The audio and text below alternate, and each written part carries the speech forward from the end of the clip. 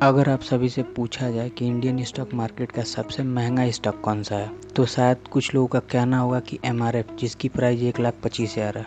लेकिन अब ऐसा नहीं है। जी हाँ, कुछ शॉकिंग तरीके से एक स्टॉक की प्राइस 3 रुपये से सीधे 2,25,000 पर शेयर पहुंच गया। इस वीडियो में हम जानेंगे कि आखिर ऐसा क्या हुआ जिससे उस स्टॉक का दाम क्यों इतना बढ़ गया। नमस्ते दोस्तों, चलिए समझते हैं इंडियन स्टॉक मार्केट की आज तक की हिस्ट्री का। जब हम ये वीडियो बना रहे हैं तब तक का सबसे महंगा स्टॉक अब LCD इन्वेस्टमेंट बन गया है। LCD इन्वेस्टमेंट की कीमत आज के डेट में 2,14,000 पर शेयर है। अब सवाल आता है कि क्या इस स्टॉक ने हाल ही के दिनों में 3 रुपये से सीधे 2,25,000 पे ट्रेड करना स्टार्ट कर दिया? तो जी हाँ, लेकिन ये बदलाव अचानक नहीं हुआ है। LCD इन्वेस्टमेंट ने एक दिन में 66,92,535% का रिटर्न दिया। अगर किसी के पास 1 लाख के शेयर होते तो एक दिन में उसकी वैल्यू 670 करोड़ हो जाता है। ये समझना आसान नहीं है, क्योंकि LCD इन्वेस्टमेंट कोई साधारण कंपनी नहीं है।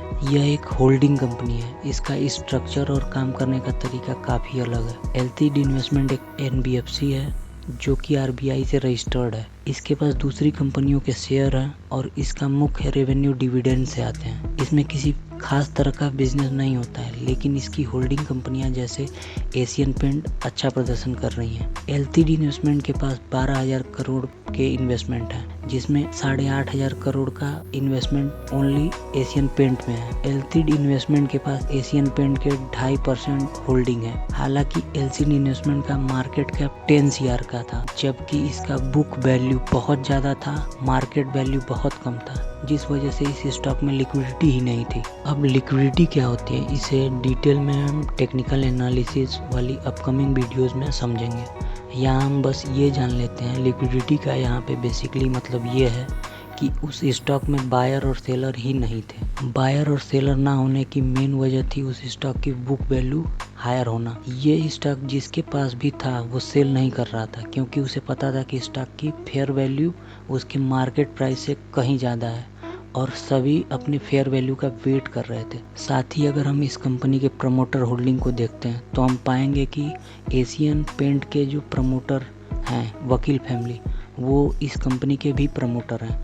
ये शेयर कई साल तक बाई और सेल से दूर रहा, क्योंकि सभी को पता था कि शेयर का एक्चुअल वैल्यू उसके मार्केट वैल्यू से कहीं बहुत ज़्यादा है। इन सब चीज़ों को देखते हुए LCD इन्वेस्टमेंट की तरफ से 2 बार बीट भी रखी गई, लेकिन रिटेल ट्रेडर इतने होशियार थे कि उन्हें इससे ज़्यादा का प्राइस चाहिए था। जबकि कंपनी ने एक बार 11,000 पर शेयर और उसके बाद 1,61,000 पर शेयर देने को तैयार थी, लेकिन तब भी बात नहीं बनी कंपनी की। इन सब चीज़ों को देखते हुए इंटरेस्टिंग मोड तब आता है जब सेबी की एंट्री होती है, और सेबी ये सब देखते हुए एक रूल लाती है ऐसे सारे होल्डिंग कंपनियों के लिए जिनकी बुक वैल्यू ज़्यादा है और लेकिन मार्केट वैल्यू कम। सेबी एक कॉल ऑप्शन प्रक्रिया लाई ऐसे होल्डिंग कंपनियों के लिए, जिसमें एक रेंज के अंडर में रहते हुए बोली लगनी थी, जिसमें LCD इन्वेस्टमेंट का शेयर 2,25,000 पर शेयर पे ओपन हुआ और ये stock Indian stock market history का सबसे महंगा स्टॉक बन गया। सेबी का ये कदम होल्डिंग कंपनियों के लिए एक वरदान साबित हुआ। इससे स्टॉक की एक्चुअल कीमत का पता चला और साथ में निवेशकों को